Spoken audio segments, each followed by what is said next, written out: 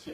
আমাদের ম্যানচেস্টার প্রতিনিধি আব্দুল মতিন জানান, আরিফ মোহাম্মদ ফয়সালের পরিচালনায় উক্ত মাহফিলের প্রধান অতিথি হিসেবে উপস্থিত ছিলেন বিশিষ্ট লেখক ও গবেষক মোহাম্মদ নজরুল ইসলাম হাবিবি। উক্ত মাহফিলের প্রধান বক্তা হিসেবে উপস্থিত ছিলেন বিশিষ্ট ইসলামী চিন্তাবিদ মোহাম্মদ সালাউদ্দিন। এতে অন্যান্যদের মধ্যে উপস্থিত ছিলেন শাহজাহান মিয়া, লোকমান মিয়া, আমিনুল হক, নাসির আহমদ সহ আরো অনেকে।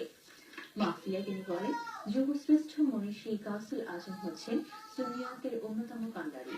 যুগে যুগে তিনি দেশে বিদেশে নবী হযরত মুহাম্মদ সাল্লাল্লাহু আলাইহি ওয়াসাল্লামের সুন্নতকে আধ্যাত্মিকভাবে প্রতিষ্ঠা করে যাচ্ছেন, যার কারণে আজ বিশ্ববাসী সুন্নাতের আদর্শে অনুপ্রাণিত হয়ে তা কায়েম করছে।